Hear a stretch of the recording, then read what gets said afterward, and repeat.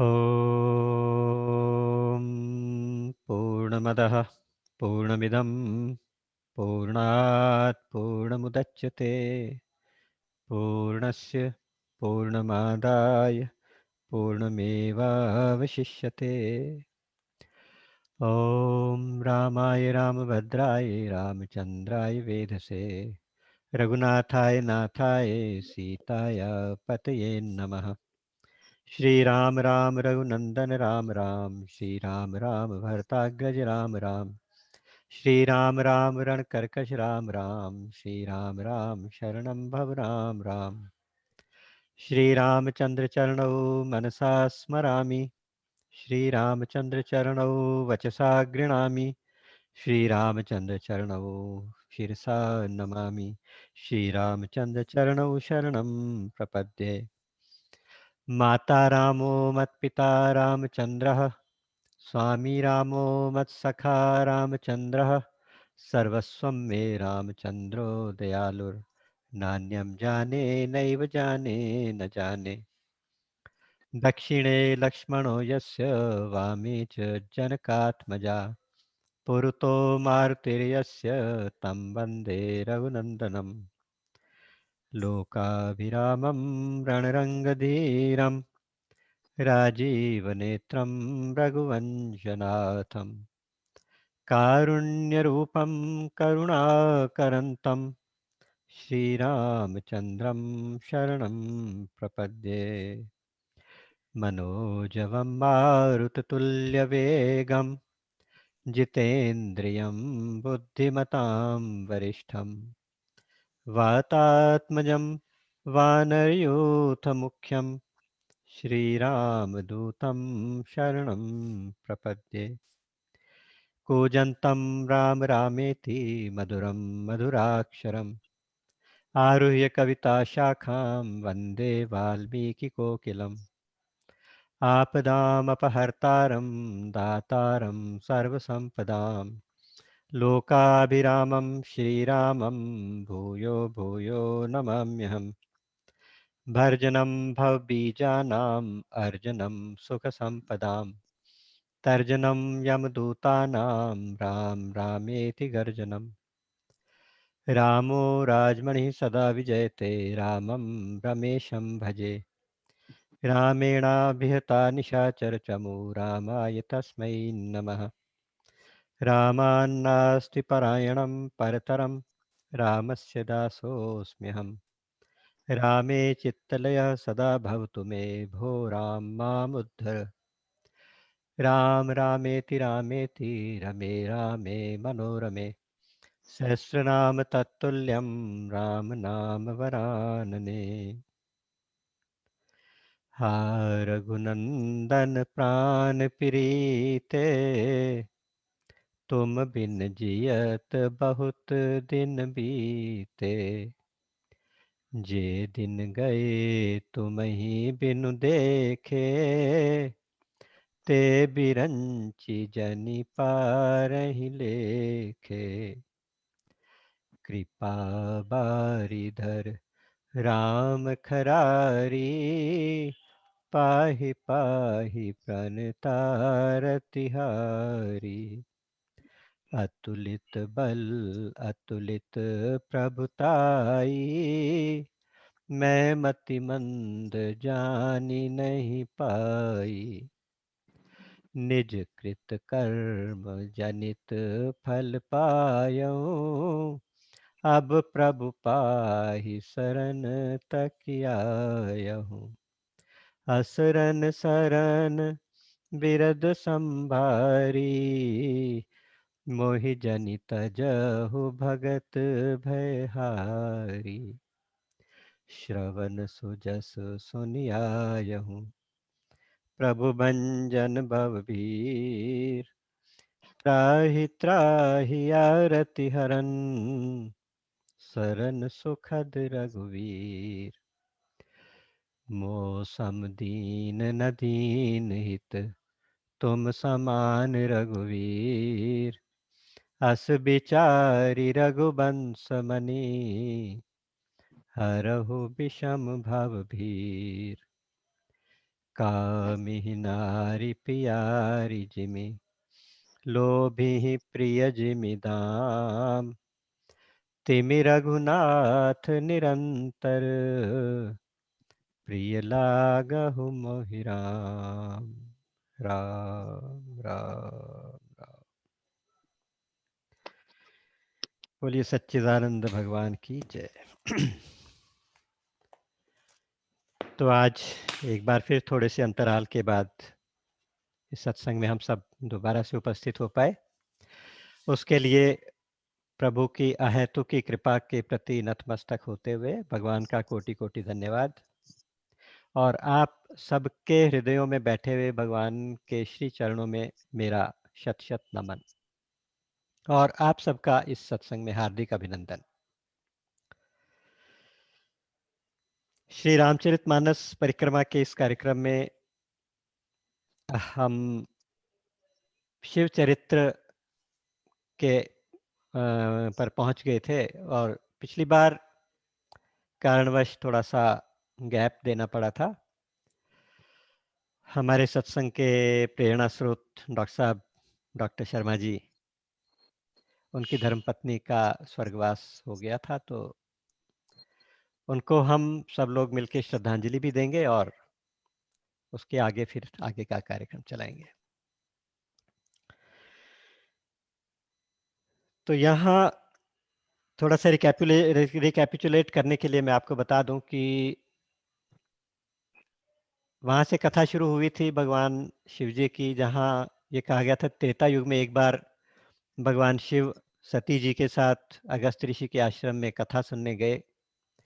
अगस्त ऋषि ने उनका सत्कार किया, पूजा की और उसके बाद भगवान ने राम कथा पूछी और अगस्त मुनि ने राम कथा सुनाई।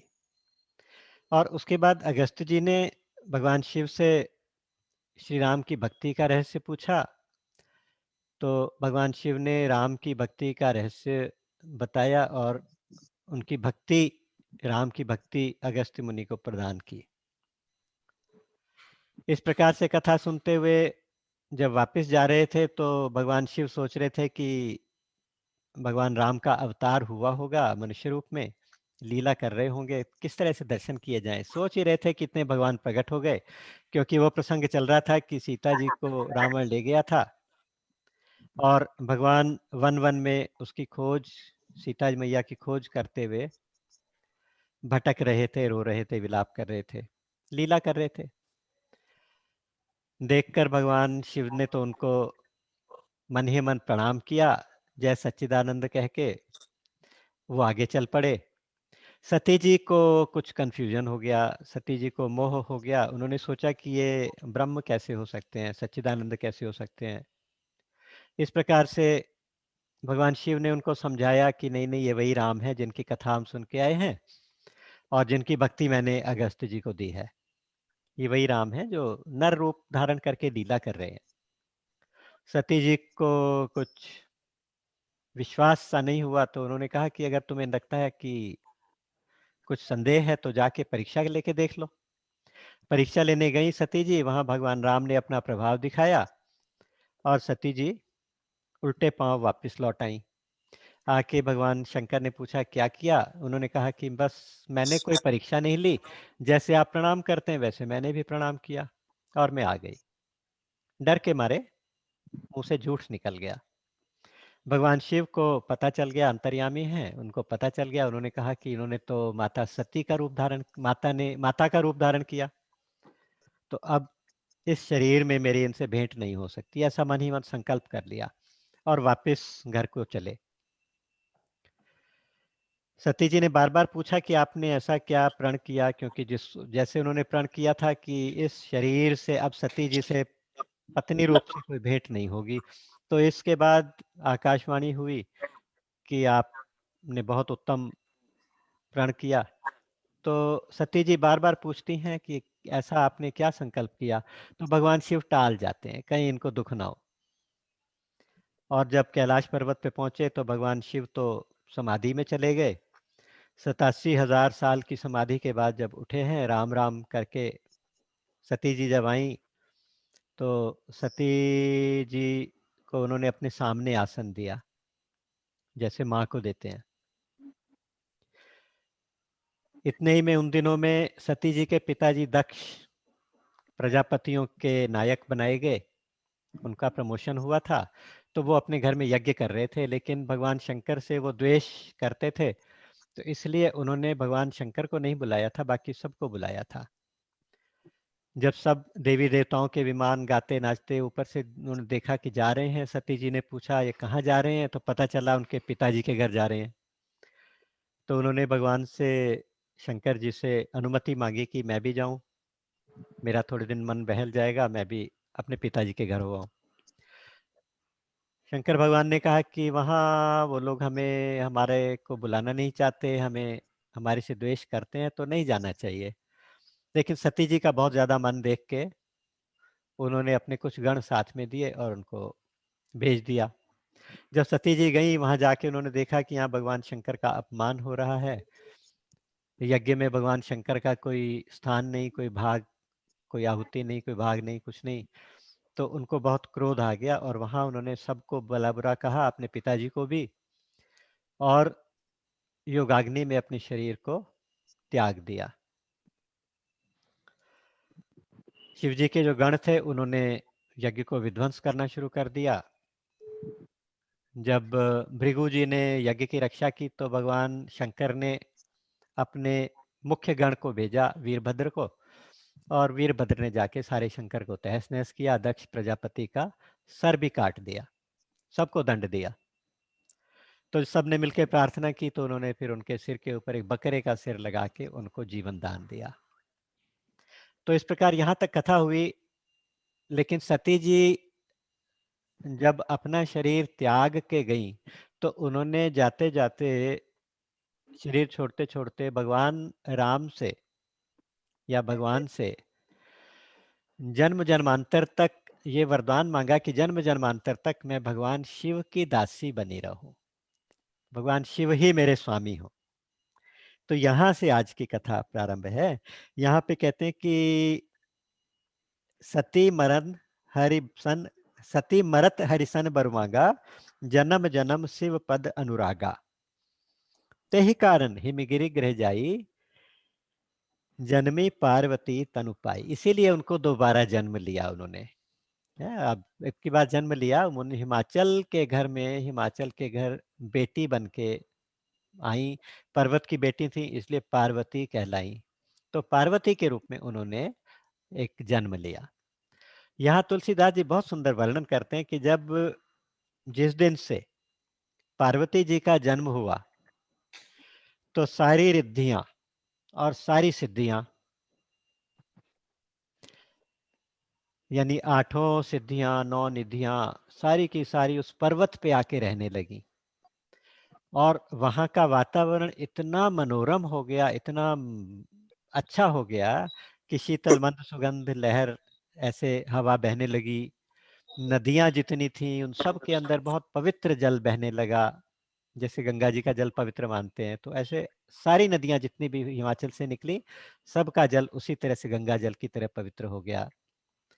और जितने भी जीव जंतु वहां रहते थे सब बड़े प्रसन्नता से रहने लगे, उनका आपस में वैर समाप्त हो गया। अगर शेर के सामने बकरी आ जाए, बकरी के सामने शेर आ जाए, तो कोई किसी से ना डरता है, ना किसी को कोई डराता है, साथ साथ रहते हैं। तो इस प्रकार का माहौल वहां पे बन गया। जो जहरीले जानवर थे उन्होंने अपना जहर भी त्याग दिया, विष भी त्याग दिया।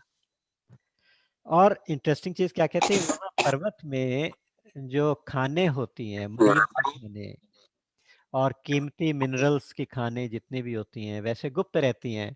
लेकिन अब क्या हुआ कि वो सारी की सारी प्रकट हो गई। जहां भी जाओ तो वो खान सामने प्रकट हो गई, उसमें से मणियां बिखरी पड़ी हैं सामने इस तरह से। तो ऐसा देखकर, ऐसा सुनकर, इतना अच्छा वातावरण था, तो ये देखकर आसपास के या दूर दूर के भी ऋषि मुनि सारे लोग अपनी अपनी तपस्या करने के लिए वहीं हिमाचल के ऊपर आकर रहने लगे।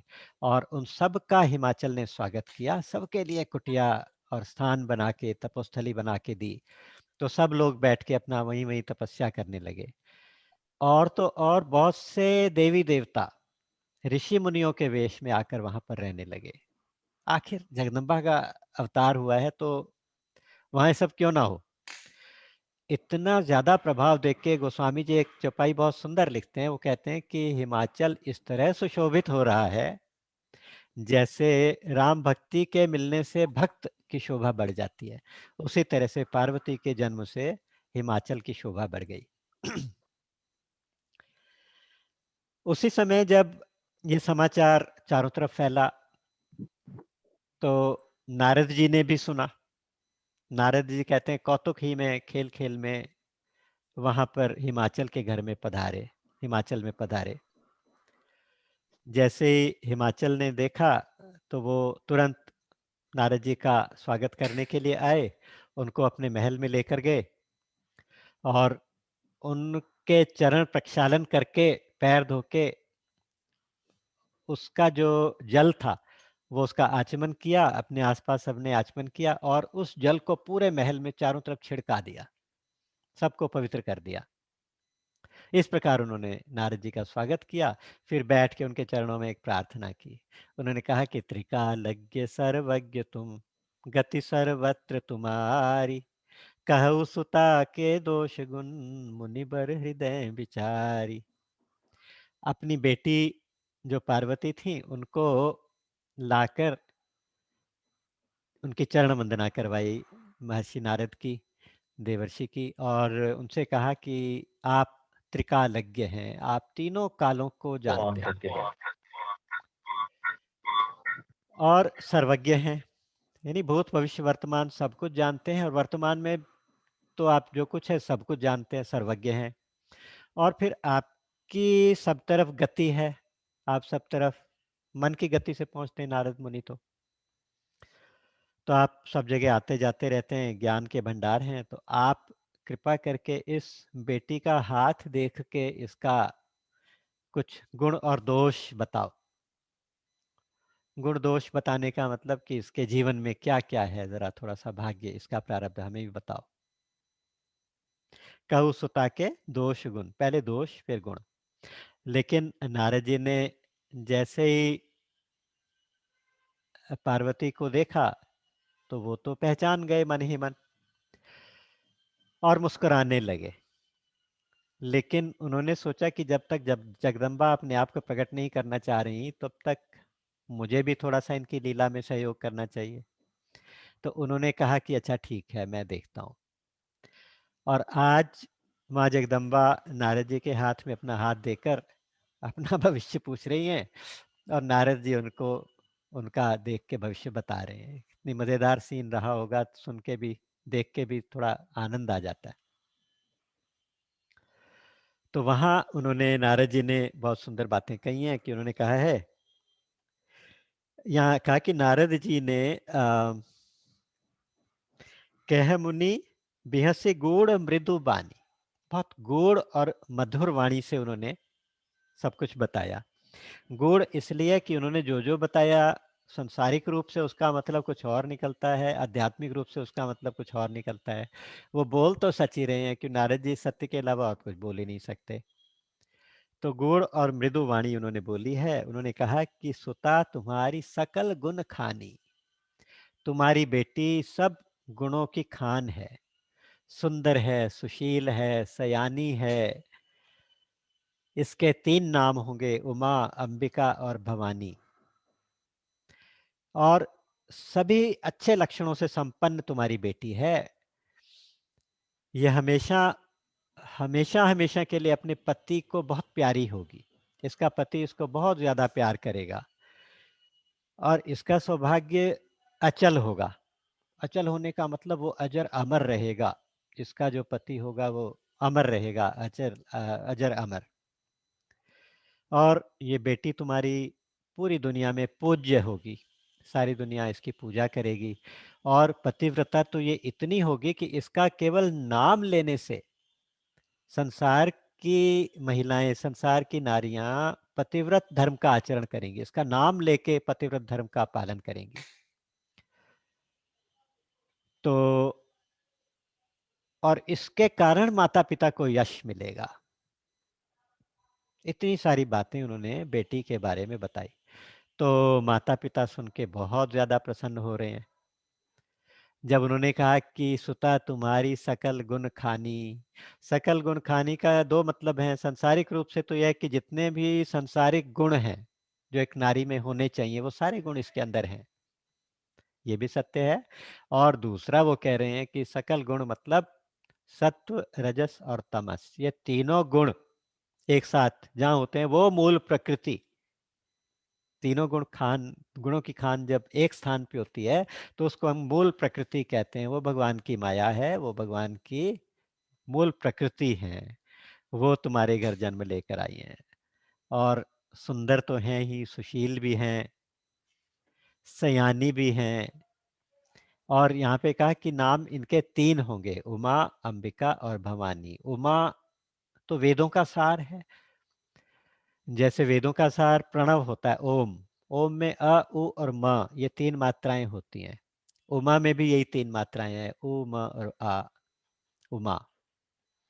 तो ये वेदों का सार तत्व होंगी।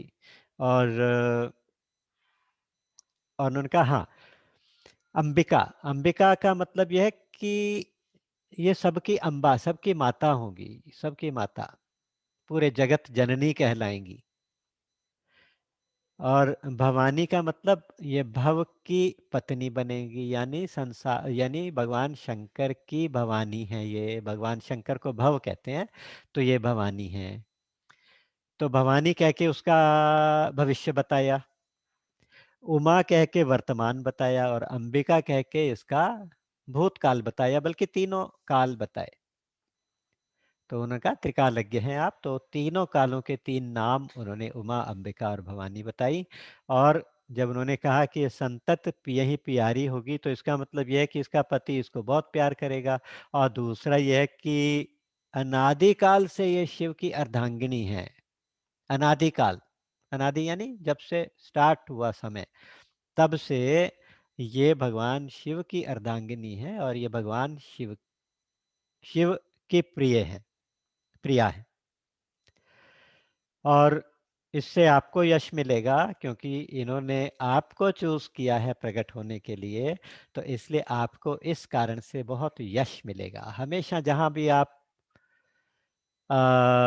पार्वती शब्द सुनते हैं तो उससे पर्वत की याद आती है। जब से जैसे जैसे भगवान जैसे जब जब माँ उमा की याद करते हैं तो हिमाचल की याद भी जरूर करेंगे। तो इस प्रकार से अच्छा, पतिव्रता तो है ही, वो सारी बातें उन्होंने बताई। और पार्वती जी का जो प्राकट्य हुआ है उसको कहते हैं कि रुद्रप्रयाग से कोई 45 किलोमीटर नॉर्थ में, 45 किलोमीटर और ऊपर चले जाए, उत्तर में चले जाएं, तो वहां पर कोई स्थान है गौरी कुंड करके, तो वहां पर इनका प्राकट्य हुआ था। अब ये सुन के माता पिता बहुत प्रसन्न हो रहे हैं। तो इतने ही में वो बोले कि अच्छा वो तो ठीक है, अब तो दो चार अवगुण भी हैं वो भी सुन लीजिए। आपने दोष गुण दोनों पूछे हैं, तो दो चार दोष हैं वो भी आप सुन लीजिए। वास्तव में ये दोष बेटी के नहीं हैं। वास्तव में तो ये दोष कह के भी या अवगुण कह के भी उन्होंने भगवान शंकर के बारे में बताया। उन्होंने क्या बताया? उन्होंने कहा कि सैल सुलक्षण सुता तुम्हारी, सुनहु जे अज अवगुण दुई चार। अब अवगुण दुई चारी, दो चार अवगुण हैं वो भी आप सुन लीजिए। अगुण अमान मातु पितु हीना, उदासीन सब संशय छीना। जोगी जटिल अकाम मन, नगन अमंगल वेश। अस स्वामी यही कह मिलही, परिहस्त असिरेख। जब बेटी का हाथ दिखाया तो मन में ये भी भाव जरूर रहता है कि इसको पति कैसा मिलेगा, इसका घर बार कैसा होगा। तो कहते हैं सुनो, अगुण जिसमें कोई गुण ना हो, ऐसा अगुण, अमान जिसकी कोई इज्जत ना हो, मातु पितु ही ना, माँ बाप भी नहीं होंगे, इसको जैसा वर मिलेगा ना उसका बता रहे। अगुण होगा, अमान होगा, मातु पितु हीना, जिसके माता पिता ही नहीं होंगे, सास ससुर नहीं होंगे बेटी के।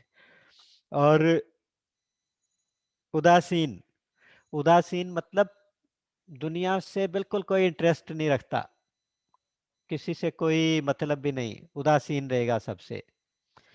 और सब संशय छीना, सारे संशयों से रहित, अर्थात बिल्कुल लापरवाह, बिल्कुल बेपरवाह, ना उसका घर में ध्यान होगा ना किसी तरफ ध्यान होगा, वो अपना ऐसे ही संशयशील रहेगा। और शक्ल सूरत कैसी होगी? योगी, योगियों वाला वेश होगा, जोगी होगा। योगी का मतलब भिखमंगा भी होता है, जगह जगह भिक्षा मांगने वाला। जटिल, जटिल का मतलब होता है जटाओं वाला, बहुत बड़ी बड़ी जटाएं होंगी। अकाम मन,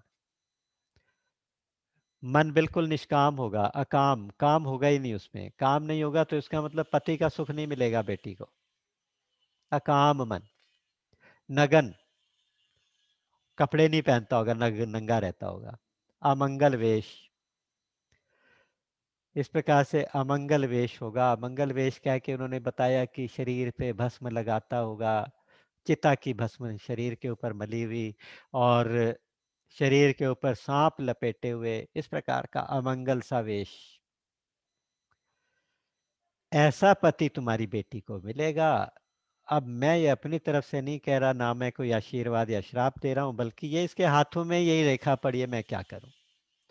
पड़ी हस्त असिरेख, इसके हाथ में ऐसी ही रेखा पड़ी है।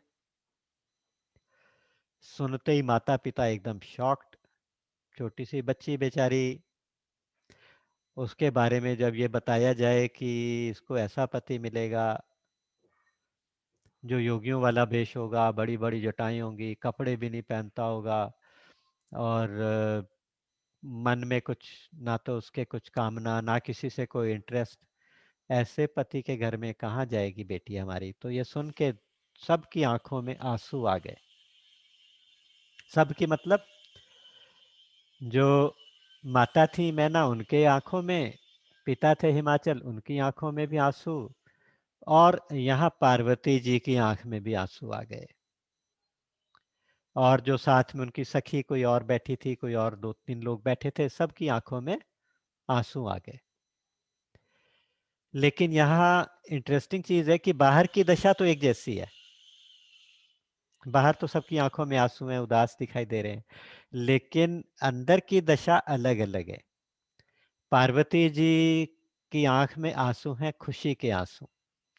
वो उनके मन में निश्चय हो गया कि ये तो नारद जी का वचन है, नारद जी का वचन तो कभी मृषा होता ही नहीं, कभी व्यर्थ होता ही नहीं, तो मुझे अब भगवान शंकर मिलेंगे। तो ये विश्वास जैसा ही मन में हुआ, तो आनंद के आंसू पार्वती जी की आंखों में।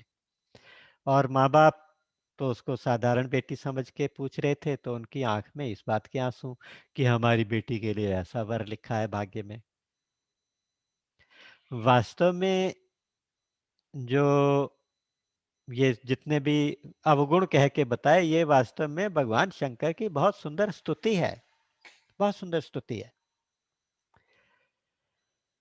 जब ये कहते हैं ना कि अगुण, अगुण मतलब इसमें कोई गुण नहीं होगा, नहीं नहीं नहीं, इसका मतलब यह है कि वो सत्व रज तम तीनों गुणों से अतीत होगा, निर्गुण होगा।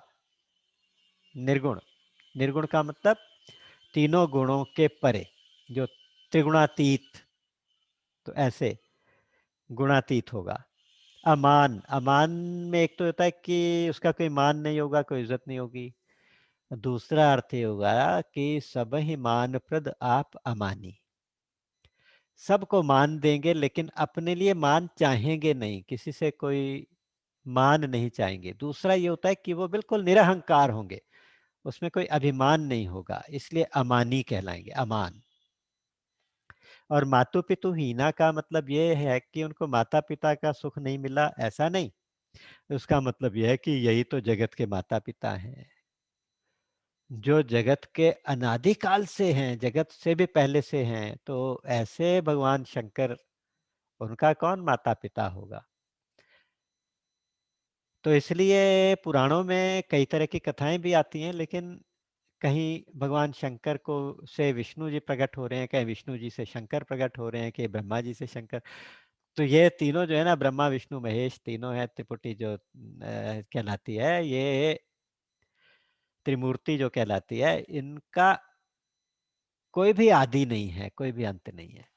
तो अनादि है, अनंत है, इसलिए मातु पितु ही ना। फिर कहते हैं उदासीन। उदासीन का मतलब होता है उत आसीन। उत मतलब ऊपर, आसीन मतलब बैठा हुआ, ऊपर बैठा, सबके ऊपर बैठा हुआ।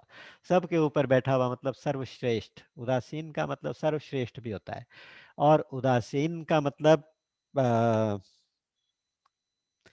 समदृष्टि वाला, निर्लेप, जो किसी के प्रति वैर न रखे, किसी के प्रति राग द्वेष कुछ नहीं, राग द्वेष से रहित, निर्लेप, ऐसा उदासीन।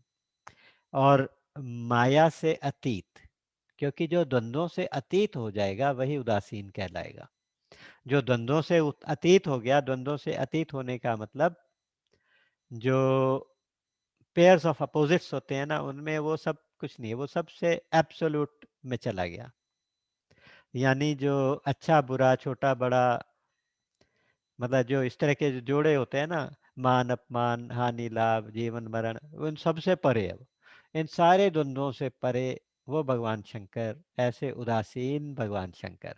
संशयशीना का मतलब ये भी होता है कि वो सबके संशयों को दूर करेगा, उसके अंदर कोई संशय हो ही नहीं सकता। और मजेदार बात क्या बताई कि अमंगल वेश, नगन, जोगी जटिल अकाम मन नगन।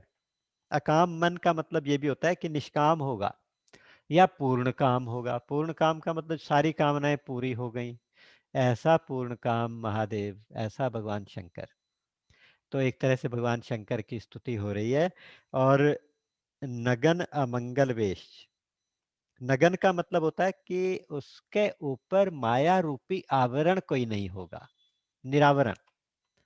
माया का आवरण जिसके ऊपर नहीं है वही नगन है। और दूसरा, न प्लस गण, गण का मतलब गण, यानी उसके अलावा दूसरा कोई भी नहीं है, उसकी गिनती में दूसरा कोई भी नहीं आ सकता।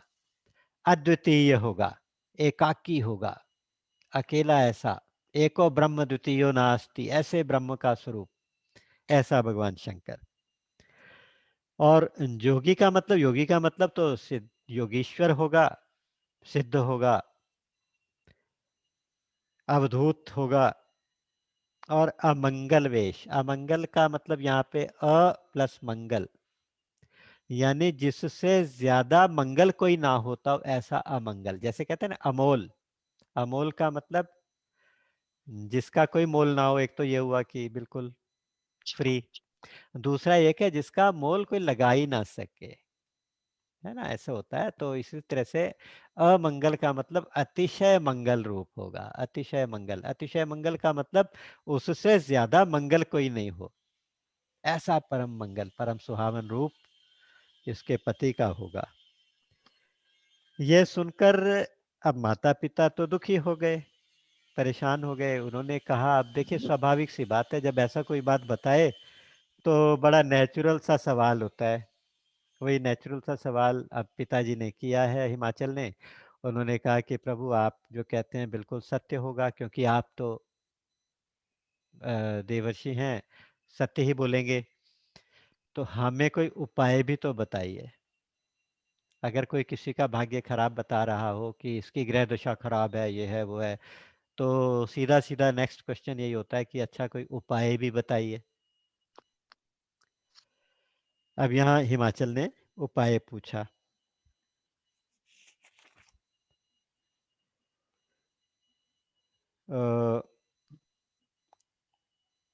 उर्धरि धीर कहीं गिरिराऊ, कहो नाथ का करिए उपाऊ। हे नाथ, क्या उपाय किया जाए, फिर इसके लिए क्या किया जाए। यहाँ थोड़ा सा एक समझने की जरूरत यह है कि एक तो होता है प्रारब्ध, एक होता है पुरुषार्थ। प्रारब्ध का मतलब भाग्य में क्या है लिखा हुआ। और क्योंकि तीन प्रकार के कर्म होते हैं, संचित, क्रियमाण और प्रारब्ध। संचित का मतलब जन्म जन्मांतर से हमने जो जो कर्म किए वो इकट्ठे हो गए। और उनमें से थोड़ा-सा हम इस शरीर में भोगने के लिए लेकर आए, वो हुआ प्रारब्ध। और अभी जो हम क्रिया कर रहे हैं, जो भी कर्म कर रहे हैं, वो हो गए क्रियमाण। इन क्रियमाण कर्मों से आगे का प्रारब्ध बन जाएगा, आगे के लिए वो स्टोर हो जाएगा। तो ये 3 तरह का होता है। अच्छा, प्रारब्ध इतना ही अकाट्य हो, है ना, ये प्रारब्ध को भावी भी कहते हैं, भावी या होनी। तो अगर इतना ही अकाट्य हो तो फिर आज के कर्म की क्या वैल्यू? कर्म की ये वैल्यू है कि आज हम जो कर्म करेंगे वो कल का प्रारब्ध बनाएगा। क्योंकि आज हम जो प्रारब्ध लेके आए हैं, वो उस प्रारब्ध को तो भोगना ही पड़ेगा। प्रारब्ध तो भोगना पड़ेगा। लेकिन आगे का प्रारब्ध अच्छा बने, आगे का भाग्य अच्छा बने, तो आज हम अच्छे काम कर लें। दूसरी बात यह है कि अगर हम अच्छी तरह से भगवान के शरणागत हो जाएं, केवल भजन करें और भगवान के शरणागत हो जाएं, तो भगवान में इतनी शक्ति है कि वो हमारे सभी बुरे प्रारब्धों को मिटा दे। मेटत कठिन कुअंक भाल के, मंत्र महामनि विषय ब्याल के, मेटत कठिन कुअंक भाल के। भगवान का नाम ऐसा है जो हमारे माथे पे लिखी हुई जो ये लिपि है, हमारे माथे के जो लेख हैं, भाग्य के लेख, उनको भी मिटो सकते हैं। बाकी यहाँ इसके आगे और बताएंगे, भावी ही मेट सकहीं त्रिपुरारी। भगवान शंकर भावी को मेट सकते हैं, भावी को मिटा सकते हैं। फिर आगे एक जगह कहेंगे जहाँ चित्रकूट में भरत जी भगवान राम को मनाने गए, तो वशिष्ठ जी ने कहा कि भाई राम तो मानने वाले हैं नहीं। तो इसलिए भरत जी प्रार्थना कर रहे हैं वशिष्ठ जी से, कह रहे हैं कि गुरुदेव, आप में इतनी सामर्थ्य है कि आप तो भावी को मिटो सकते हो, आप तो ब्रह्मा जी के लेख को भी बदल सकते हो। तो वहाँ गुरु वशिष्ठ जी में भी ये शक्ति है। तो ये शक्ति भगवान की कृपा से, भगवान के सिद्ध महापुरुषों में, भगवान के शरणागत भक्तों में भी आ जाती है कि वो भी भावी को मिटो सकते हैं। ये बात याद रखने वाली है। और सबसे अच्छी बात है कि ज्ञानाग्नि और भक्ति, ये दोनों चीजें हमारे सारे कर्मों को भस्म कर सकती हैं। ज्ञानाग्नि सर्व कर्माणि भस्म सात कुरुते, ऐसा लिखा गया। बाकी प्रारब्ध और पुरुषार्थ साथ साथ चलते हैं। जैसे एक लॉकर की दो चाबियां होती हैं, बैंक में जो लॉकर होता है उसकी दो चाबियां होती हैं।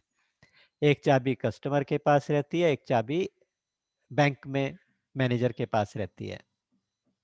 जब तक वो दोनों चाबियां नहीं लगती तब तक ताला नहीं खुलता। उसी तरह से प्रारब्ध के साथ पुरुषार्थ भी जरूरी है। आपको याद होगा किष्किंधा कांड के लास्ट में, जहां संपाति मिला है वानरों को। संपाति ने संपाति ने उनको कहा कि पापियों जाकर नाम सुमिरहि, अति अपार भव सागर तरियई, तासु दूत तुम करिय उपाय। तासु दूत तुम तजी कदराई, राम हृदय धरि करहु उपाय। कि जो पापी भी जिसका नाम सुमिरन करके अति अपार भवसागर को तर जाते हैं। प्लीज, तुम उनके दूत हो, तो इसलिए तुम राम को हृदय में धारण करके उपाय करो। तो ये एक सूत्र है हम सबके लिए, राम हृदय धरि करहु उपाय। भगवान के शरणागत होके उपाय करो, भगवान के शरणागत होके अपनी ड्यूटी पूरी करो। अपनी ड्यूटी पूरी करने से वो प्रारब्ध भी, जो बुरा प्रारब्ध है वो भी अच्छे में बदल जाएगा। यानी उस प्रारब्ध का भी आप भोग मिटो सकते हैं। तो यहाँ हिमाचल जी ने उपाय पूछा। उपाय पूछ के अब नारद जी को थोड़ा सा और स्पष्ट करना पड़ा। उन्होंने कहा कि देखो महाराज, मैंने जो जो वर्ग के दोष वर्णन किए हैं, वो सारे के सारे क्वालिटीज, वो सारे के सारे गुण भगवान शिव में है, शंकर में है। और मजेदार बात क्या होती है कि जो दोष भी अगर हो, अगर किसी समर्थ के अंदर, किसी महापुरुष के अंदर, समर्थ के अंदर आ जाए, तो वो दोष भी गुण बन जाते हैं। एग्जाम्पल के लिए उन्होंने दो तीन बातें कही हैं। एक बड़ा अच्छा सूत्रपात किया है गोस्वामी तुलसीदास जी ने, नारद जी के मुख से कहलाई है ये बात। उन्होंने ये कहा है कि देखो, जैसे भगवान विष्णु है, वो शेषनाग के ऊपर सोए रहते हैं। शेषनाग कोई सोने की चीज है, नाग के ऊपर सोना कोई अच्छी बात है, लेकिन उनको कोई दोष नहीं देता, उनको कोई बुरा नहीं कहता, पूजा करते हैं। अच्छा, दूसरा ये कहा कि जैसे सूर्य भगवान है, सूर्य के प्रकाश में, सूर्य की अग्नि में, धूप में अगर आप खराब से खराब चीज भी रख दीजिए, धीरे धीरे करके सूख के वो सारा का सारा उसका रस चूस के उसको पवित्र कर देते हैं। तो सूर्य की रोशनी में हर चीज पवित्र हो जाती है, सारे कीटाणु मर जाते हैं, सारे बैक्टीरिया, सारे वायरस धूप में खत्म हो जाते हैं। उसी तरह से आग, अग्नि, अग्नि में जो भी चीज शुद्ध अशुद्ध जो कुछ भी डाल दीजिए, वो सारी की सारी पवित्र हो जाती है। अग्नि सबको स्वीकार कर लेती है, पवित्र हो जाती है। फिर यहाँ एक बात और कही कि जैसे गंगा जी में, मान लीजिए गंगा जी में कई तरह के नदी नाले, गंदगी, सब कुछ जाता रहता है। इवन हमने देखा है कि कई सीवर भी उसमें नदियों में बहते हैं, लेकिन वो सारा का सारा पानी अगर फ्लो में रहता है तो वो सब भी पवित्र हो जाता है। तो गंगा जल को कोई अपवित्र नहीं कहता, उसमें नदी नाले भी दूसरी नदियां और नाले भी मिलते हैं, फिर भी उनको, गंगा जी को कोई अपवित्र नहीं कहता, गंगा जल को। एक बहुत सुंदर उदाहरण यहाँ पे दिया उन्होंने। उन्होंने कहा कि देखो, अगर कोई थोड़ी सी शराब लेके उसको गंगा जल में डाइल्यूट करके आपको पेश करे, तो क्या वो शराब पीने लायक हो जाएगी? बिल्कुल नहीं। आप एकदम कहोगे कि नहीं, हम शराब नहीं पीते।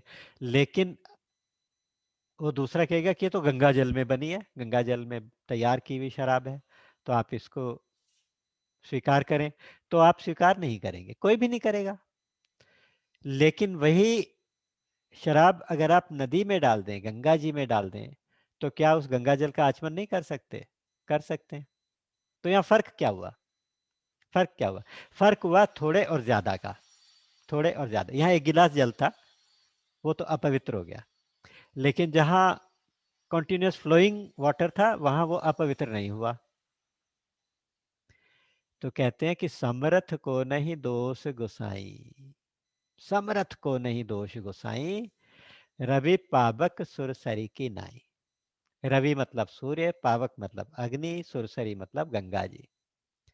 गंगा जी की तरह, रवि की तरह, और अग्नि की तरह समर्थ को कोई दोष नहीं होता।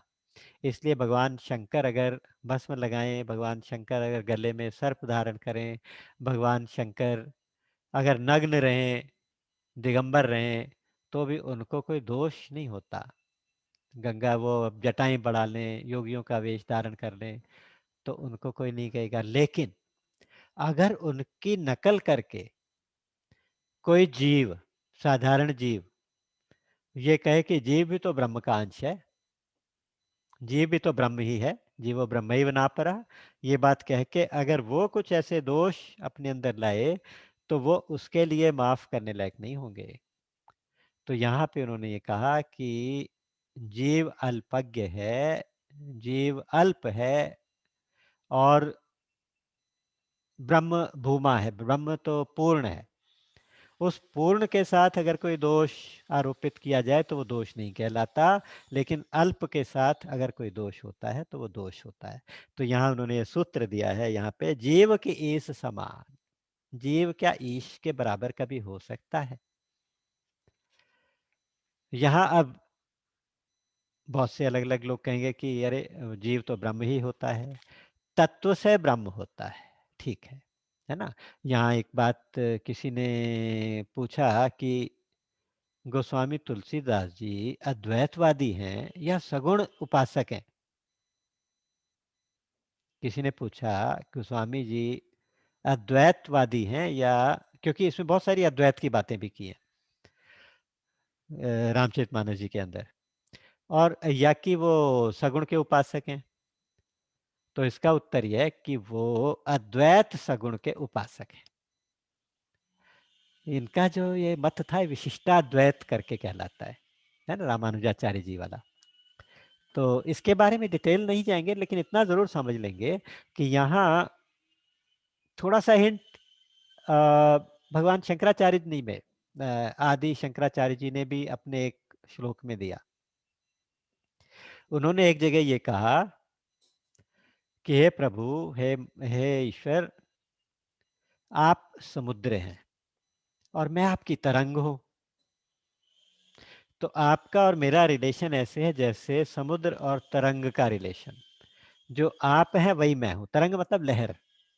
तो जो आप है वही मैं हूं, तत्व से मैं ही हूं, वही हूं। लेकिन समुद्र से तरंग होती है, तरंग से समुद्र नहीं होता। यानी समुद्र की एग्जिस्टेंस तरंग के ऊपर निर्भर नहीं होती, तरंग की एग्जिस्टेंस समुद्र के ऊपर निर्भर होती है। ये इवन जो अद्वैत के प्रवर्तक है ना, बहुत सॉलिड स्तंभ जो आदि शंकराचार्य जी, उन्होंने भी ये बात कही। लेकिन जब वो जीव ब्रह्म के साथ मिल जाता है, जब वो जीव साधना करके अपने भक्ति करके शरणागति से भगवान के साथ एक हो जाता है, एक हो सकता है, बराबर नहीं हो सकता। अगर बराबर हो गया एक जीव, भगवान के बराबर होके खड़ा हो गया, तो फिर दो दो हो गए। कहते नहीं, अगर कोई जीव ब्रह्म की प्राप्ति, ब्रह्म का साक्षात्कार कर लेता है अपने भक्ति से, प्रयास से, शरणागति से, है ना, तो वो ब्रह्म तो हो सकता है, लेकिन उसके समान नहीं हो सकता, उसके बराबर नहीं हो सकता। तो यहाँ ये सूत्र बहुत सुंदर है कि जीव की इस समझो, अस हिस्सा करही नर, जड़ विवेक अभिमान, पर ही कल्प भरी नरक मऊ, जीव की ईश समान।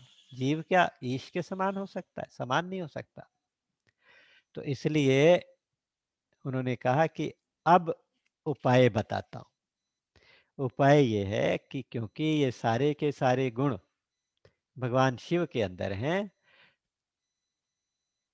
तो जो तप करें कुमारी तुम्हारी, भावी ही मेट सकहीं त्रिपुरारी। अगर तुम्हारी बेटी तप करके भगवान शंकर की आराधना करे, भगवान शंकर के लिए तप करे प्राप्त करने के लिए, तो भगवान शंकर इसके इस भावी को, इस प्रारब्ध लेख को मिटा के इसको अपनी अर्धांगिनी बना सकते हैं और उसको स्वीकार कर सकते हैं। वैसे तो दुनिया में बहुत सारे वर हैं इस तरह के, है ना, जैसे लक्षण मैंने बताया, इस तरह के अनेकों लाखों लोग होंगे ऐसे घूम रहे होंगे। लेकिन मेरा वचन सुनो, इस बेटी के लिए केवल शंकर भगवान ही एकमात्र सुयोग्य वर हैं। तो इसलिए मेरा कहना मानो, तुम इसको कहो कि ये जाके तप करे और भगवान शंकर की आराधना करे। भगवान शंकर दुराराध्य तो हैं, दुराराध्य का मतलब उनकी आराधना कठिन तो है, लेकिन है वो आशुतोष। आशुतोष का मतलब होता है, जो आशु मतलब शीघ्र, तोष मतलब प्रसन्न होने वाले। तो भगवान शंकर बहुत जल्दी प्रसन्न भी होते हैं। आपने कथा कथाएं, इस तरह की कई कथाएं सुनी होंगी। जैसे बताते हैं कि एक जगह कहीं जंगल में कोई बीचों बीच एक छोटा सा मंदिर भगवान शिव का बना हुआ था, शिवलिंग बना हुआ था। और आसपास के गांव वाले वहां के जल वल चढ़ा जाया करते थे, लेकिन वहां कोई पुजारी नहीं, कोई भी नहीं होता था। उसके ऊपर एक घंटा लगा हुआ था, घंटा बजाते थे, जल चढ़ाते थे, गांव वाले आते जाते जल चढ़ा जाते। तो एक बार कोई चोर उस गांव में गया, उसको कहीं पे कुछ माल मिला नहीं, मौका लगा नहीं कि चोरी करने का। तो उस रास्ते से निकल रहा था, उसने देखा कि एक शिवलिंग है, उसके ऊपर पीतल का घंटा लगा हुआ है। वो घंटा नहीं देख रहा, भगवान शिव को भी नहीं देख रहा, पीतल को देख रहा है कि चलो इस घंटे को बेच के कुछ दो चार पैसे मिलेंगे। तो उसने कोशिश की, उसका हाथ घंटे तक नहीं पहुंचा, तो शिवलिंग के ऊपर खड़े होके वो घंटे को खोलने लगा, उतारने लगा। तो कहते हैं भगवान शिव प्रकट हो गए, बोले कि मैं तुमसे बहुत प्रसन्न हूं, बोलो क्या वर मांगते हो। तो वो तो डर गया, बोला कि मैंने तो आपकी कोई पूजा नहीं की, मैंने तो आपकी कुछ उपासना नहीं की। तो बोले कि नहीं नहीं, लोग तो केवल जल चढ़ाते हैं, फूल फूल चढ़ाते हैं, बेलपत्र चढ़ाते हैं, तुमने तो खुद को ही समर्पित कर दिया, खुद को ही चढ़ा दिया, तो मैं तुमसे प्रसन्न। तो इस प्रकार से इस तरह की कथाएं आती हैं जो ये प्रूव करने के लिए होती हैं कि भगवान शंकर बहुत जल्दी प्रसन्न भी हो जाते हैं, बहुत जल्दी वरदान देते हैं, बहुत जल्दी। तो इसलिए भगवान शंकर की आराधना अक्सर लोग करते हैं। तो यहाँ पे कहा गया कि दुराराध्य पे आई महेशु आशुतोष पुनि किए कलेसु, थोड़ी सी मेहनत करो तो बहुत जल्दी प्रसन्न हो जाएंगे। ऐसा कह के वो तो नारद जी तो नारायण नारायण करते अपने लोक को चले गए, ब्रह्मलोक को। अब इधर क्या हालत हुई है, इधर जो माता थी वो तो बिल्कुल शॉक्ड, उनको कुछ समझ नहीं आया, बहुत परेशान।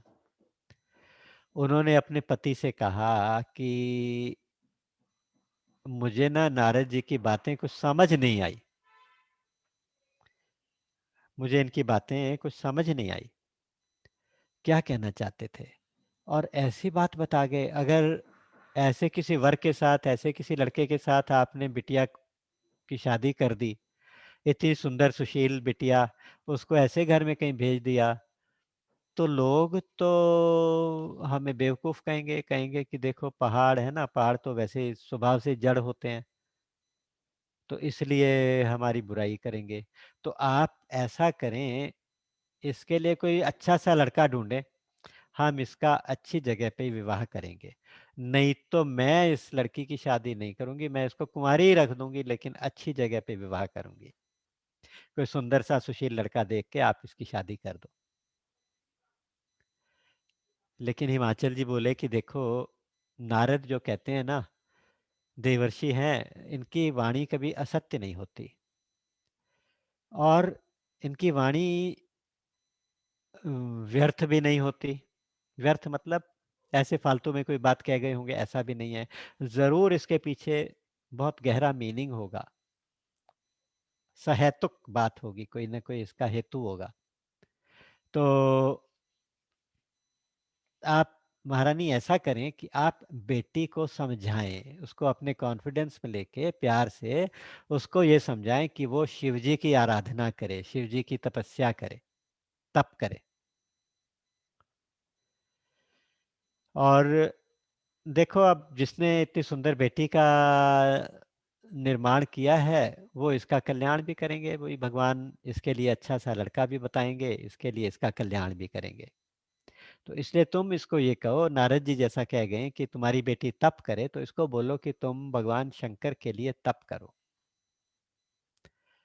माँ की बात बेटी अच्छे से समझेगी। अब माँ पहले तो हिम्मत नहीं हुई, फिर थोड़ा सा हिम्मत सा करके अपनी बेटी के पास जाके बैठी, और उनको जाके सिर पे हाथ फेरा। कुछ कहना चाहती हैं कि बेटी तुम जाओ तपस्या करो, लेकिन बेटी की शक्ल देख के, बोली सी सूरत देख के माँ का दिल पिघल गया, फिर उनकी आंखों में फिर आंसू आ गए। कुछ कहना चाहती हैं लेकिन कह नहीं पा रही। और यहाँ गोस्वामी जी लिखते हैं कि लेकिन जो हमारी पार्वती जी हैं तो सर्वज्ञ है, अंतर्यामी है, तो वो माँ के दिल की हालत को जान गई, और वो बोली कि माता जी आप मुझे कुछ कहें उससे पहले मैं आपको एक बात बताऊं, बहुत मजेदार बात। बोली हाँ बेटी बताओ। बोले कि रात में मुझे एक सपना आया, सपने में मैंने देखा कि एक गोरे रंग का, बहुत बड़े से आकार का एक कोई साधु मेरे सपने में आया और मुझसे उसने कहा कि तुम जाके भगवान शंकर की तपस्या करो, भगवान शंकर के लिए तप करो। उसने मुझे कहा और ये भी कहा माँ कि देखो तप में इतनी शक्ति होती है कि तप की शक्ति के कारण ही ब्रह्मा जी पूरी सृष्टि को बना देते हैं। ऐसी कथा आती है कि ब्रह्मा जी भगवान विष्णु के नाभि कमल से से प्रकट हुए। भगवान की नाभि से कमल प्रकट हुआ, कमल के ऊपर चंद्रमा कमल के ऊपर ब्रह्मा जी प्रकट हुए। तो वो सोचने लगे कि मैं कहाँ हूँ, कौन हूँ, कहाँ से आया हूँ। फिर उन्होंने देखा मैं कमल पे बैठा हूँ, कमल की नाल कहाँ से आ रही है, उसको ढूंढते ढूंढते कमल की नाल के अंदर दूर तक चले गए और जाते रहे, उनको उसका कोई एंड नहीं मिला। फिर वापस आ गए। तो अब वो सोच रहे हैं मैं क्या करूं, तो वहां बैठ के उन्होंने बड़ी जबरदस्त तपस्या की, हजारों साल। तो उस तपस्या के बाद भगवान ने उनको ब्रह्मवाणी से उनको उपदेश दिया। चतुश्लोकी भागवत आती है वहां पर। तो इस प्रकार से उसके बाद फिर ब्रह्मा जी में वो सृष्टि को रचने की शक्ति आई और उनको सृष्टि को की रचना करने का ऑर्डर मिला। इसी प्रकार से विष्णु भगवान भी उन्होंने तो स्वयं कहा है कि मैं अपनी तपबल से इसकी रचना भी करता हूँ, संहार भी करता हूँ और पालन भी करता हूँ, भगवान ने कहा। तो माँ मुझे उस योगी ने, उस गौर वर्ण के उस साधु ने ये बात कही कि तपबल से भगवान विष्णु जगत का पालन करते हैं, भगवान शंकर जगत का संहार करते हैं और तपबल से ही ब्रह्मा जी संसार की सृष्टि करते हैं। तो तप में बहुत शक्ति है, तो तुम जाके तपस्या करो। ये सुनते ही माता का काम आसान हो गया। वो बोली हाँ बेटी फिर तो ठीक है। और ये भी कहा कि नारद के वचन तो सत्य होते हैं, तो तुम भगवान शंकर की उपासना करो। तो आज बेटी जो है भगवान शंकर का तप करने के लिए वन की तरफ जा रही हैं। उनको विदा करते समय माता पिता की आंखों में आंसू है और जितनी उनकी सखियां, जितने रिश्तेदार, बाकी सब लोग सी ऑफ करने के लिए आए हैं, सबकी आंखों में आंसू। सब देख रहे हैं कि ऐसी सुकुमारी कहाँ वन में तपस्या करने जाएगी। लेकिन फिर भी उसका कल्याण इसमें है, तो इसलिए उन्होंने सबने उसको जाने दिया। तो वो तपस्या करने गई हैं, वहां जाके कहती हैं कि जाके बैठ गई है एक जगह पे। उर्धरे उमा प्राणपति चरना, जाय विपिन लागी तप करना। यहाँ पे कहा कि भगवान शंकर के चरणों को हृदय में रख के दिन प्रतिदिन उनके नित्य नया नया अनुराग पैदा हो रहा है, नित्य नया नया प्रेम पैदा हो रहा है भगवान शिव के चरणों में। और भगवान शिव की उपासना करने लगी हैं, तप करने लगी हैं। और उस प्रेम के कारण, उस अनुराग की इतनी वृद्धि हुई है कि उनको सब भूख प्यास समाप्त हो गई। बस कहते हैं कि पहले 1000 साल तक उन्होंने केवल कंदमूल, फल फूल ये चीजें खाई, कंदमूल फल खाए बस। उसके बाद वो भी छोड़ दिए, 100 साल तक सिर्फ सब्जियां खाई, वेजिटेबल्स। उसके बाद फिर और कठोर उपवास हो गया। उन्होंने क्या किया कि इस बार वायु और जल, केवल जल लेती और प्राणायाम करती, और इस तरह से 1000 साल तक वो भी करती रही। फिर उसके बाद 100 साल तक वो भी छोड़ दिया। तो एक तरह से तप जो था कठोर से कठोरतम, कठोरतर कठोरतम होता चला गया। भगवान शंकर प्रसन्न अभी नहीं हुए, तो उन्होंने अब एक नया राउंड तपस्या का फिर शुरू किया। इस बार 3000 साल तक उन्होंने ये नियम लिया कि बेल का वृक्ष लगा हुआ था, बेल वृक्ष जहाँ पे वो तपस्या करती होंगी, तो वहाँ के जो बिल्व पत्र है जो हम भगवान शंकर के ऊपर चढ़ाते हैं, शिवलिंग के ऊपर 3-3 पत्ते होते हैं, तोड़ती नहीं है, ऊपर से जो गिर के सूख जाते हैं उन पत्तों को उठा के बस वही खाती हैं और केवल भगवान के शंकर के चरणों का ध्यान करते हुए तपस्या करती हैं, नाम जप करती हैं। 3000 साल ऐसे हो गए। उसके बाद 300 साल तक वो पत्ते भी छोड़ दिए, जो सूखे पर्ण थे वो भी छोड़ दिए। तो आज से माँ उमा अंबिका भवानी का नाम, पार्वती का नाम अपर्णा पड़ा, तो इसलिए उनका नाम अपर्णा भी मशहूर हुआ। इतना कठोर तप देख के अचानक एक दिन ब्रह्मवाणी हुई है। ब्रह्मवाणी का मतलब यह है कि ब्रह्म की वाणी, आकाशवाणी हुई है। उन्होंने कहा कि हे बेटी, तुमने जो तप किया है ऐसा आज तक ना किसी ने किया, ना कोई कर सकता, इतना कठोर तप। तो अब तुम्हारा तप पूरा हुआ, तुम्हारी कामना पूरी होगी। और इस वाणी को तुम सत्य मानना कब मानोगी? अगर तुम्हें आके जब पिता बुलाने आएंगे वापस तो तुम उनके साथ चली जाना, और जब सप्तऋषि तुम्हारे पास आएंगे तो तुम समझना कि हाँ, ये ब्रह्मवाणी सत्य थी। इस प्रकार से पार्वती जी का तप पूरा हुआ। और यहाँ इस तप के बारे में थोड़ा सा मैं और चर्चा हल्की सी करना चाहता हूँ। भगवान शंकर रुद्रावतार, रुद्र है ना, तो पंचमुखी है। तो 5 रुद्री तप, एकादश रुद्र होते हैं। तो 1100 इंटू 5, 11 इस तरह से 11 करके ना। तो इस प्रकार से 5 रुद्री तप माँ पार्वती ने किए हैं भगवान रुद्र को प्रकट करने के लिए, प्रसन्न करने के लिए। पहला 1000 प्लस 100 है ना, पहले कंदमूल फल और शाक फल, तो 1000 और 100, 1100 का एक रुद्री तप हो गया।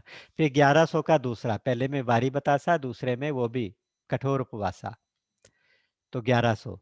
अगली बार 3 रुद्री तप एक साथ किए कि 3000 साल तक बेलपाती, और 300 साल तक, मतलब 3300 ये हो गया, 300 साल तक कठोर उपवास, तो ये 3300 हो गया। तो टोटल 5500 साल तक। इस प्रकार विद्वानों के मत हैं अलग अलग। बाकी ये मुझे अच्छा लगा था तो इसलिए बहुत सारे मत हैं कि इस तपस्या के क्या क्या अर्थ हैं। एक बहुत सुंदर अर्थ एक और भी है कि ये शिव और पार्वती के, शिव और शिवा के मिलन की यौगिक क्रिया है।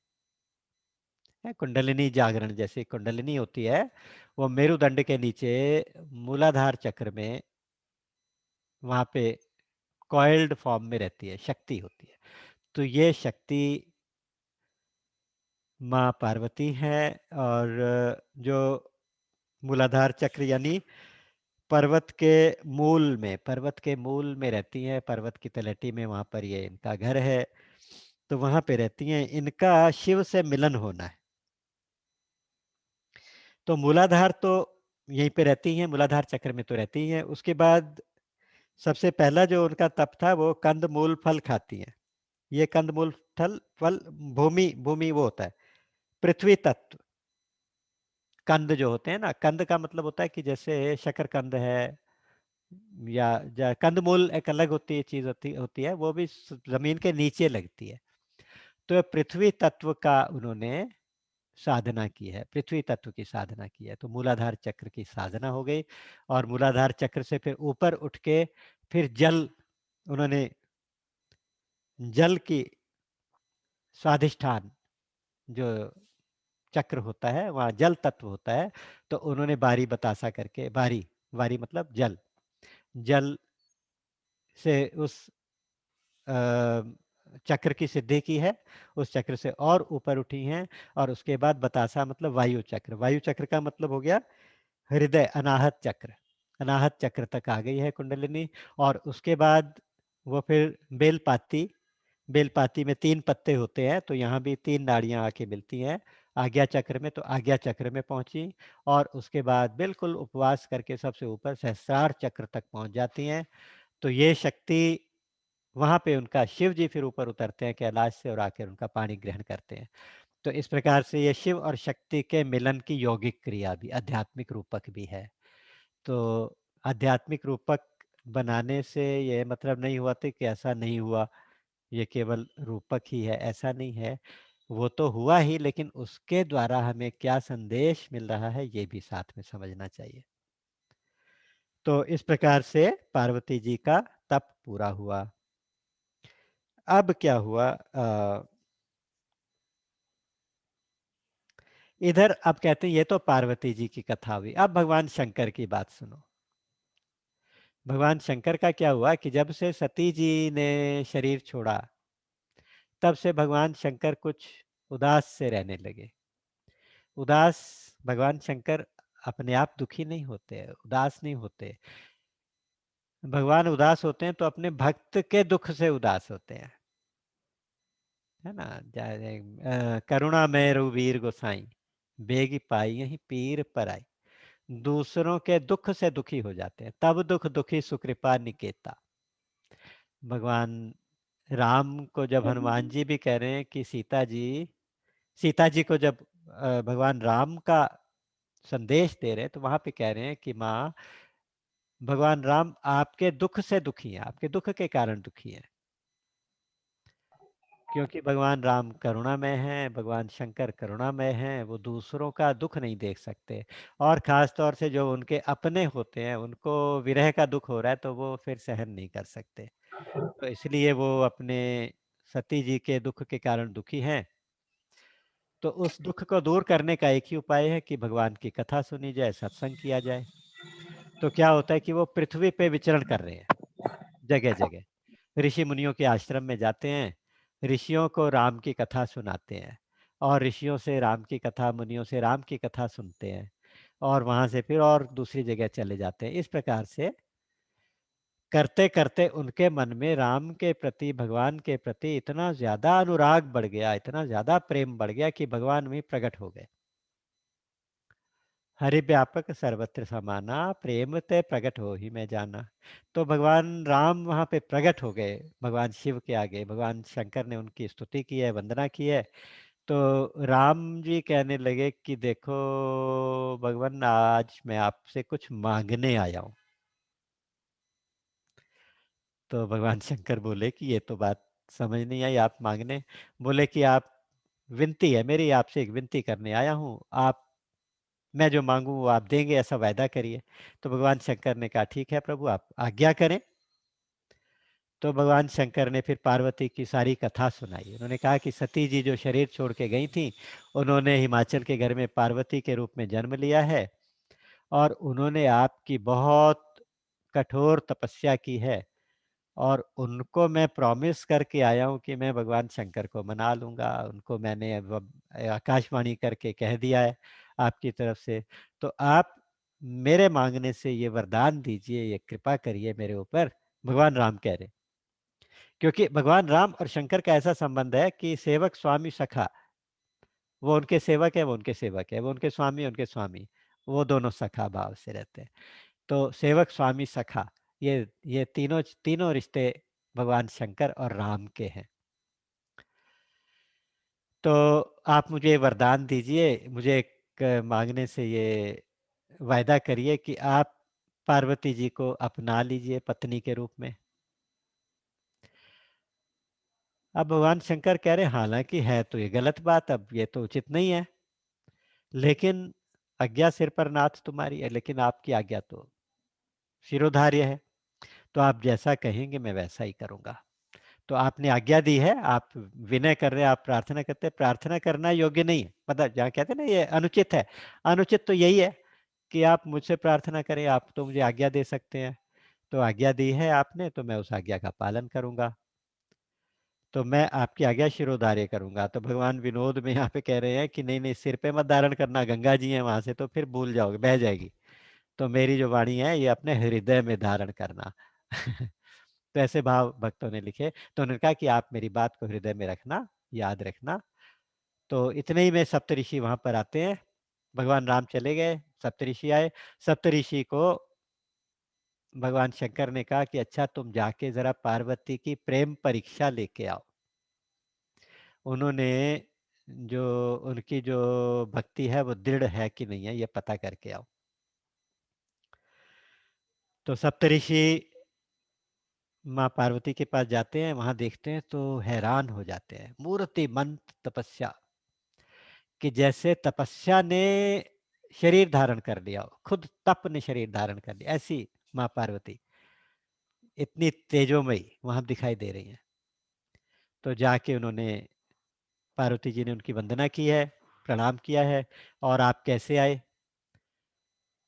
तो उन्होंने कहा कि बेटी आप क्या कर रही हो, किसकी आराधना करती हो, क्या चाहती हो?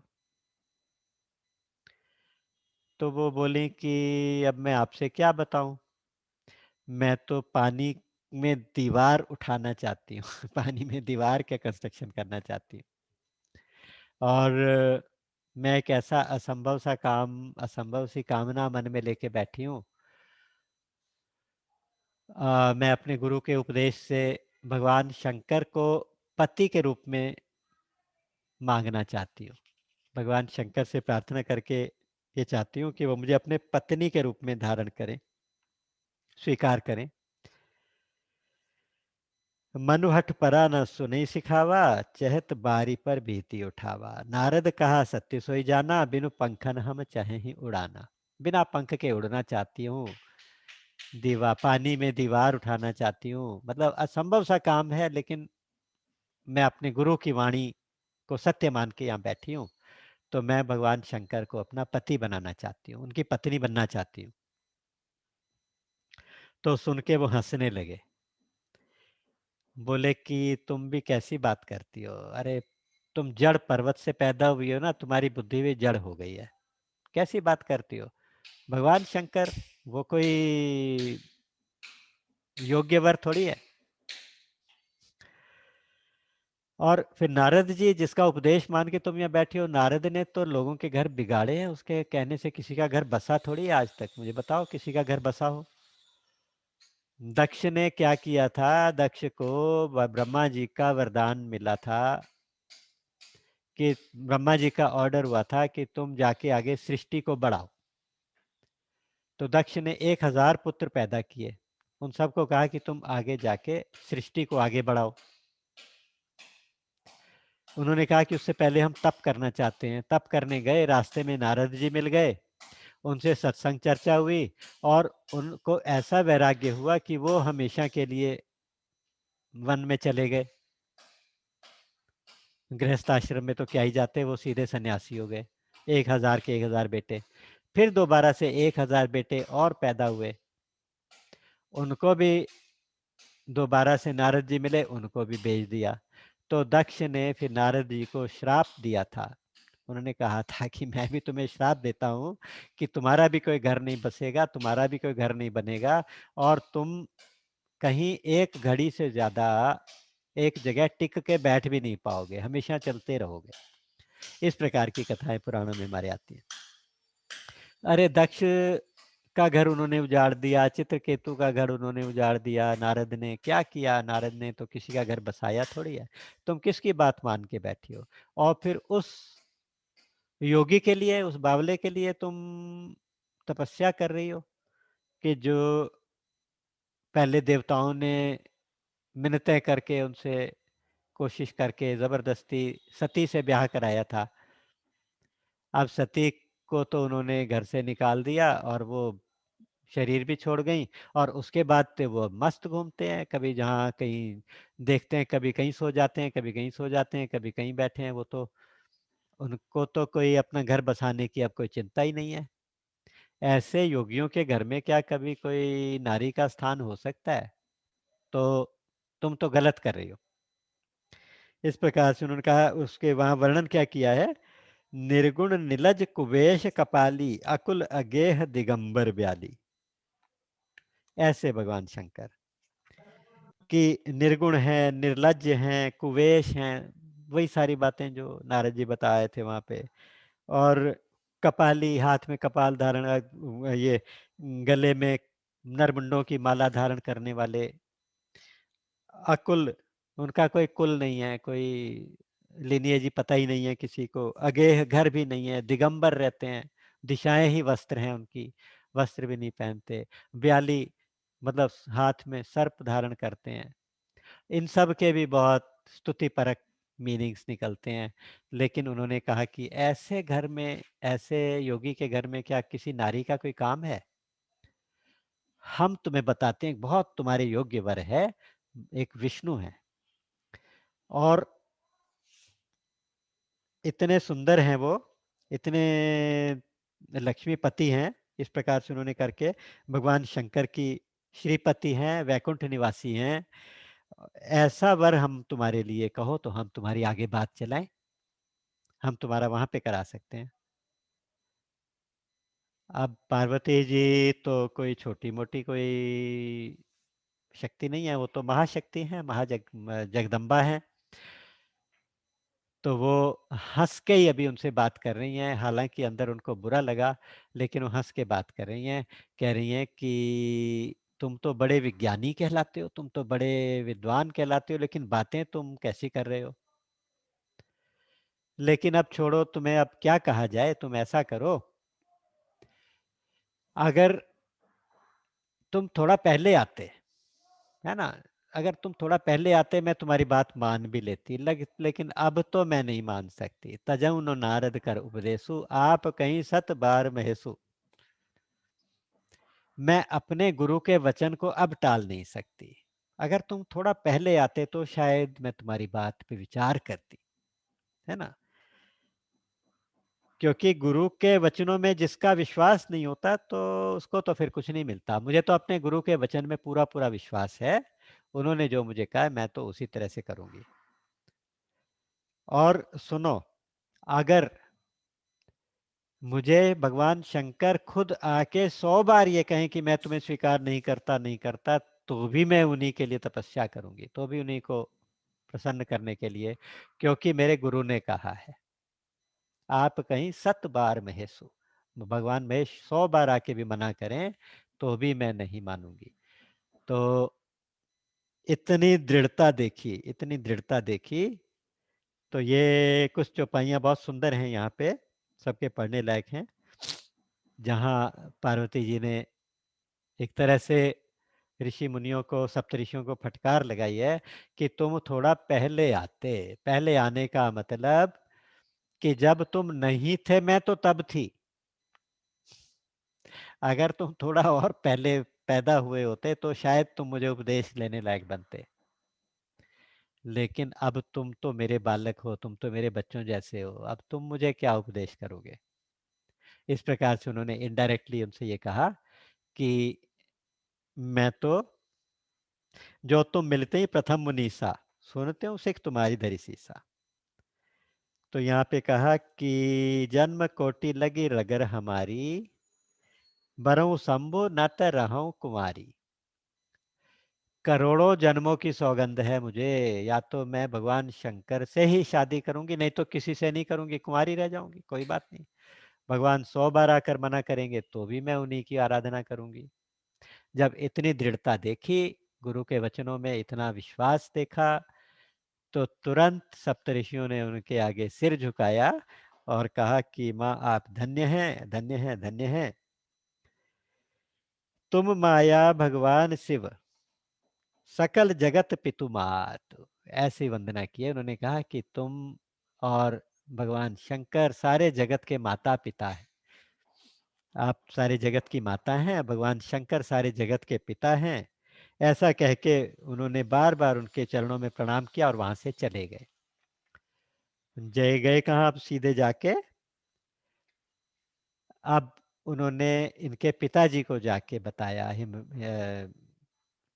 हिमाचल को, कि तुम्हारी बेटी की तपस्या पूरी हुई है, भगवान शंकर प्रसन्न हुए हैं और तुम अब उसको वापस ले आओ। तो गाजे बाजे के साथ महाराज गए, अपनी बेटी को वापस लेके आए। और फिर उन्होंने आके, ब्रह्मा जी ने एक पत्री बना के इस बीच में क्या हुआ कि जब उन्होंने भगवान शंकर को जाके बताया कि पार्वती जी की इतनी दृढ़ता, इतना विश्वास, इतना प्रेम, तो सुन के भगवान शंकर समाधि में चले गए। भगवान शंकर की अब समाधि लग गई। इस बीच में तारकासुर नाम का एक राक्षस हुआ। उसने सारे देवी देवताओं को, सारे देवताओं को हरा दिया। कहते हैं कश्यप और दिति, कश्यप की दो पत्नियां दिति और अदिति थी। अदिति से तो देवताओं का जन्म हुआ था और दिति से दैत्यों का जन्म हुआ था। तो दिति से एक दैत्य का जन्म हुआ था, उसका नाम था वज्रांग। बहुत ही जबरदस्त शक्तिशाली था। उसने तपस्या करके और शक्तियां अर्जित की थी। और उसका एक वरांगी नाम की एक नारी के साथ विवाह हुआ था और उनका जो बेटा हुआ वो था तारकासुर। तारक उसका नाम रखा गया था। उस तारकासुर में इतनी शक्तियां थी, इतनी शक्तियां थी कि उसने इंद्र को भी हरा दिया। इंद्रलोक खाली हो गया, देवता सब छुपे छुपे घूम रहे थे उससे डर के मारे। तो अब सबने जाके ब्रह्मा जी से पुकार लगाई कि क्या करें। तो ब्रह्मा जी ने कहा कि इसने इतनी शक्तियां अर्जित की हैं, इतनी तपस्या की है कि इसको कोई भी नहीं मार सकेगा, अजर अमर हो गया है। इसको केवल भगवान शंकर से अगर कोई बेटा पैदा हो तो वो मार सकता है, बस और कोई नहीं मार सकता। भगवान शंकर को बेटा कहाँ से होगा, उनका तो विवाह ही नहीं हो रहा। और यहाँ तारकासुर पैदा हो गया और वहाँ भगवान शंकर समाधि में है।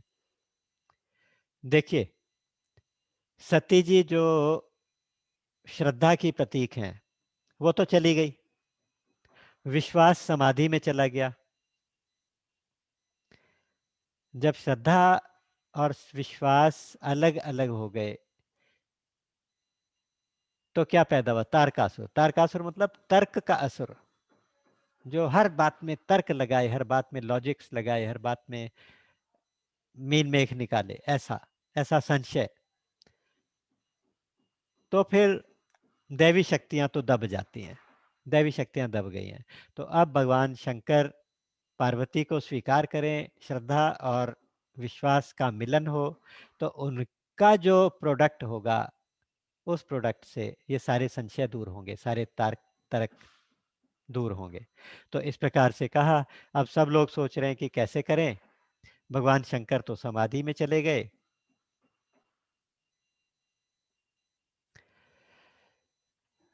अब उनकी समाधि को छुड़ाना तो कुछ आसान नहीं है। पिछली बार 87,000 साल बाद छूटी थी, अब की बार पता नहीं कब छूटे। तो उन्होंने कहा कि अच्छा ऐसा करते हैं, हम कामदेव को भेजते हैं, भगवान शंकर के मन में क्षोभ पैदा करे, भगवान शंकर के मन में हलचल पैदा करे, काम पैदा करे, तो उससे फिर भगवान शंकर की समाधि छूटे। तो जैसे कामदेव को बुलाया, अपना पर्पस बताया, तो कामदेव बेचारा डर गया। वो बोला कि आप ठीक तो नहीं कर रहे हो, क्योंकि आप मुझे बुलाते हो, मनमथ मेरा नाम है, मन को मथने वाला काम होता है, इसलिए उसको कहते हैं मनमथ। लेकिन भगवान शंकर के तो मन ही नहीं है, भगवान तो शंकर तो मन से अतीत है। मैं कौन से मन को जाके आंदोलित करूं, क्षोभ कहाँ पैदा करूं। लेकिन कोई बात नहीं, परहित यानी परोपकार के लिए, अच्छा भगवान शंकर के सामने जाऊंगा तो मेरा भी पता नहीं क्या होगा, मेरा ही मरण निश्चित है फिर तो। भगवान शंकर तो ऐसे अकाम है। लेकिन फिर भी आप कहते हैं तो मैं एक बार कोशिश करता हूँ, क्योंकि इसमें पर्पस अच्छा है, देवताओं का उपकार करने के लिए। भगवान कामदेव जी वहाँ पे आए हैं और जैसे वो वहाँ से चले अपने लोक से नीचे आए तो एकदम से मौसम बदल गया।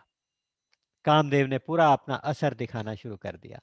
असर भी क्या क्या दिखाया है तो बड़ी मजेदार वर्णन किया है उन्होंने, शॉर्ट में ही बताऊंगा। कहते कामदेव का प्रभाव केवल 2 दंड तक रहा। 2 दंड का एक दंड होता है 24 मिनट का, 48 मिनट्स तक असर रहा। और उसमें जितने भी जगत के चर अचर जड़ चेतन जो भी थे, सबके ऊपर उसका प्रभाव हो गया। सद्गुण जितने भी थे सब पलायन करके भाग के ग्रंथों में जाके, यानी कंदराओं में जाके छुप गए। कंदराओं में, कंदराओं मतलब गुफाओं में जाके, सदग्रंथ रूपी गुफाओं में जाके सारे सद्गुण छिप गए। कितना सुंदर वर्णन है। इसका मतलब ये हुआ कि सद्गुण अब लोगों के अंदर नहीं है, केवल ग्रंथों में लिखे हुए हैं। वो सद्गुण सब सबके खत्म हो गए। फिर कहते हैं कि वेद की मर्यादाएं मिट गई। वेद के मर्यादा होती हैं कि एक किसका किसके साथ क्या व्यवहार होगा, तो वो सारे व्यवहार सब मिट गए। जितने भी जड़ थे, यानी वृक्ष थे, वृक्ष जिस जिसमें पुल्लिंग और स्त्रीलिंग लगता है, चाहे जड़ हो या चेतन हो, वो सब आपस में आकर्षित होने लगे। लताएं थी, वृक्षों से लिपटने लगी। तालाब तलैया से जाके संगम करने लगे। इस प्रकार से बहुत सुंदर लिखा। नदी जो है सागर की तरफ और स्पीड से चलने लगी। तो ये पुल्लिंग स्त्रीलिंग, पुल्लिंग ये जो है मेल फीमेल, तो उन सब का आपस में बहुत ज़्यादा अट्रैक्शन होने लगा। और फिर कहते हैं कि जितने जलचर हैं, थलचर हैं, नभचर हैं, जितने भी जीव हैं, इवन कोक कोकी जो जिनका मिलन नहीं होता दिन में, रात्रि में मिलन नहीं होता, वो रात्रि में मिलन कर रहे हैं। इस प्रकार से फिर वैरागी थे, वो उनका वैराग्य समाप्त हो गया। महामुनि थे, उनके मन में आंदोलन होने लगा। और योगी थे, योगी भी सब अपने योग से भ्रष्ट होने लगे। तो ये सब होने लगा। ऐसा करते अपना प्रभाव दिखाते दिखाते कामदेव वहां पे आया है जहां पे भगवान शंकर तपस्या कर रहे हैं। भगवान शंकर की तपस्या, भगवान शंकर को समाधिस्थ देख के कामदेव एकदम डर गया। डरते ही जैसे उसका सारा प्रभाव समाप्त हो गया और सारे प्रसन्न हो गए, सब लोग सुखी हो गए दोबारा से। लेकिन इस बार उसको काम तो करना ही था। उसने कहा चलो इस बार और देख। उसको लगा कि अब इनके सामने तो मेरा नाश निश्चित है। लेकिन कामदेव ने अब क्या किया कि अब दूर जाके एक आम के पेड़ की डाल में जाके, पत्तों के पीछे जाके छुप गया। और छुप के वहां से उसने अपने 5 बाण निकाले। कामदेव के पास 5 बाण होते हैं, शब्द, स्पर्श, रूप, रस और गंध। वो पांचों बाण खींच खींच के उसने भगवान शंकर के हृदय में मारे। जैसे ही वो बाण लगे, भगवान शंकर की समाधि छूटी। उन्हें लगा कि ये क्या हुआ। उन्होंने तुरंत अपना तीसरा नेत्र खोला, और जैसे तीसरा नेत्र खुला, उससे एक प्रकाश की, एक अग्नि की किरण निकली और कामदेव जल के वहीं भस्म हो गया। कामदेव के भस्म होने से सब सुखी हो गए, सबका असर वो समाप्त हो गया। और इतने में कामदेव की पत्नी रोते रोते आई कि मेरा क्या कसूर, आपने कामदेव को मार। तो बोले कि नहीं कोई बात नहीं। भगवान प्रसन्न हो गए। उन्होंने कहा कि मैं तुम्हें वरदान देता हूँ कि आज से तुम्हारा जो पति है, इसका नाम अनंग होगा। अनंग का मतलब जिसका कोई अंग नहीं होता, तो बिना अंग के ही अपना प्रभाव दिखाया करेगा संसार में। तो कामदेव का कोई अंग नहीं, कोई शरीर नहीं होगा, लेकिन वो बिना शरीर के लोगों में प्रभाव दिखाया करेगा। और जब यदुवंश में भगवान कृष्ण का अवतार होगा, तो वहां उनके बेटे प्रद्युम्न के रूप में तुम्हारा पति दोबारा से पैदा होगा, तब तुम्हारा वहां पे मिलन होगा। प्रद्युम्न का जब जन्म हुआ था रुक्मणी के गर्भ से, तो गर्भगृह में से एक शंबरासुर नाम का असुर था, वो उनको उठा के ले गया था। उठा के लेके समुद्र में डाल दिया। समुद्र में एक बहुत बड़े मगरमच्छ ने उसको, बहुत बड़े मछली ने उनको निगल लिया। किसी मछुआरे ने उस मछली को पकड़ा, जाल में फंस गई, और वो लाके शंबरासुर की रसोई में जाके दे दिया। शंबरासुर को दे दिया कि इतना सुंदर एक बहुत बड़ी मछली पकड़ी है। तो उसने रसोई में उसे पकाने के लिए दे दिया। रसोई में जब उस मछली को काटा गया, तो उसमें छोटा सा बालक निकला। तो जो काटने वाली, जो रसोई में काम करने वाली जो महिला थी, वो वास्तव में पुराने जन्म की रति उसकी पत्नी थी। तो उनका वहां पे मिलन हुआ, एक दूसरे से परिचय हुआ, और फिर उन्होंने उसका पालन किया, प्रद्युम्न का। और बड़ा करके उसे मोहिनी विद्या सिखाई, और बाद में उसने शंबरासुर का भी वध किया। तो इस प्रकार से उनके मिलन की भी कथा बाद में आएगी। तो इस तरह वरदान दिया, रति को वरदान दिया, सारे देवी देवता वहां पे आ गए, सब ने मिलके भगवान शंकर की स्तुति की और उनसे कहा कि प्रभु आपने बहुत अच्छा किया, कामदेव को जला दिया और आपने रति जी को वरदान दिया, आपने तो ये और भी अच्छा किया। ये तो अच्छे स्वामी की पहचान ही होती है कि पहले डांटते हैं फिर थोड़ा प्यार से समझा देते हैं। तो आपने पहले डांटा फिर प्यार कर दिया, तो प्रभु आपने बहुत अच्छा किया। तो उन्होंने कहा वो तो सब ठीक है, पहले बताओ आप आए क्या करने हो। तो बोले कि हमने बहुत समय से, हमारे यहाँ किसी का विवाह नहीं हुआ स्वर्ग में, और हमने आपका पहला विवाह तो देखा नहीं था, दूसरे मनवंतर में हुआ होगा। हम जब से आए हमने तो आप, हमारे तो मन में ये एक उत्साह है, एक इच्छा है कि आपका विवाह देखें। तो भगवान शंकर समझ गए, उन्होंने कहा कि ठीक है, एवमस्तु। उन्होंने तथास्तु कह के सारे देवताओं को भेज दिया। सब लोग जाके तैयारियां करने लगे। लग्न पत्रिका बनवाई गई, हिमाचल के घर भेजी गई और खूब उत्सव होने लगे, नगाड़े बजने लगे, सब लोग खुशियां मनाने लगे कि भगवान शंकर का विवाह होगा। और अब भगवान शंकर के विवाह के लिए हम इसी वातावरण में, इसी खुशी के माहौल में आज यहाँ से विदा लेंगे। अगली बार भगवान शंकर के विवाह में हम उनके गण के रूप में जरूर शामिल होंगे। इस प्रार्थना के साथ, इस कामना के साथ आज के सत्संग को यहीं विराम देंगे। बाकी राम अमित गुण सागर, थाह कि पावहि कोई, संतन सन जस किछु सुनेऊ, तुम ही सुनायऊ सोई। बोलिए गीता गोपाल की जय। सच